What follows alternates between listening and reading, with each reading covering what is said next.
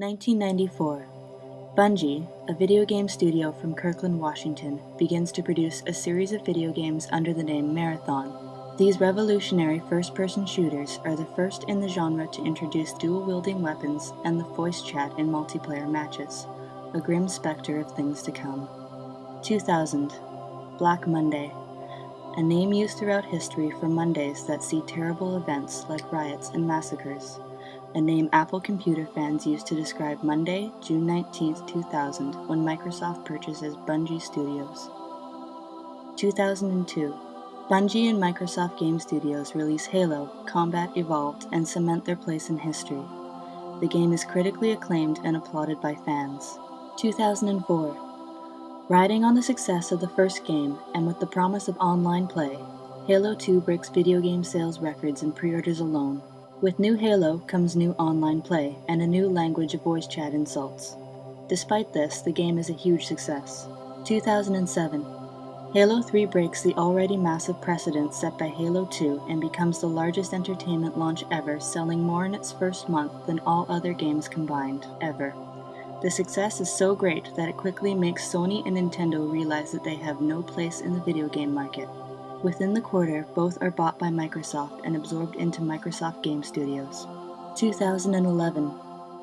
With 2011 comes the release of Halo 4. There is no other media release this year. Every worldwide facility capable of producing writable disc media is pouring its resources into copies of the game. By its 6th month of release, there is one copy of Halo 4 to every 3 people in the world. The individually numbered special edition of the game is hand-delivered to the customer's house by a man dressed as a Spartan, whom the customer then gets to keep. Due to a manufacturing oversight in the first run, the inability to remove the Spartan's helmet gives them an estimated lifespan of 6 to 8 days after delivery. To compensate, Bungie offers a free replacement and an art book if customers send the body back. 2015. The next chapter in the Halo saga is a massive disappointment.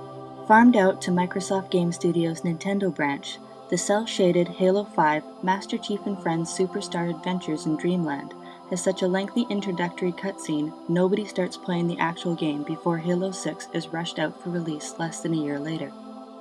2016. Halo 6 is notable for being the first truly cross-platform event released across all mediums.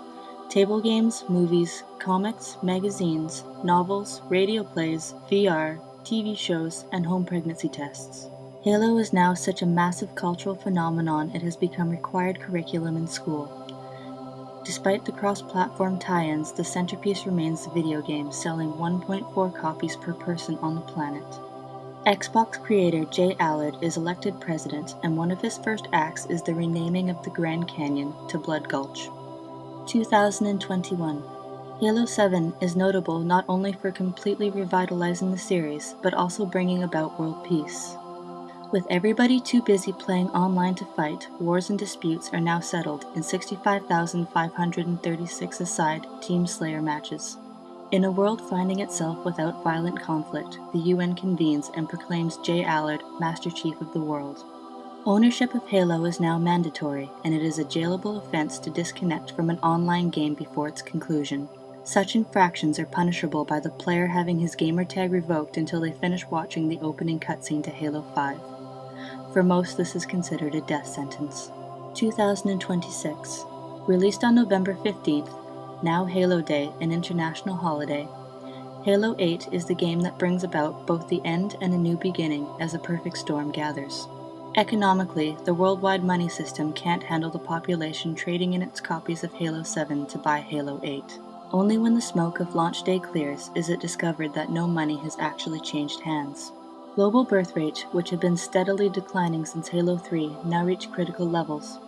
There are no longer enough people of working age to support an increasingly aging and sedentary populace. Finally, with the new Xbox requiring as much power as a space shuttle launch, a worldwide blackout follows the same day. Without Halo, society descends into chaos. People leave their homes, many for the first time in years. Some children have never seen the outdoors. People are so ill-equipped for face-to-face social interaction that fighting breaks out immediately. Circle strafe hopping proves an ineffective offense, and corpse humping results in record crossfire casualties. The world's population is decimated almost overnight. Those who survive the Halocaust find a new society based on the teachings of Halo. 2034, the human race rebuilds. Work begins on construction of the Halo. Present day, with construction finally complete on the Halo, the human race can begin anew. Society can now focus on reclaiming the knowledge we once had. Even now, work is beginning on new video game technologies, skills previously lost. Recently, the first post-Halo game was released, and is a great sign of hope for the future of gaming.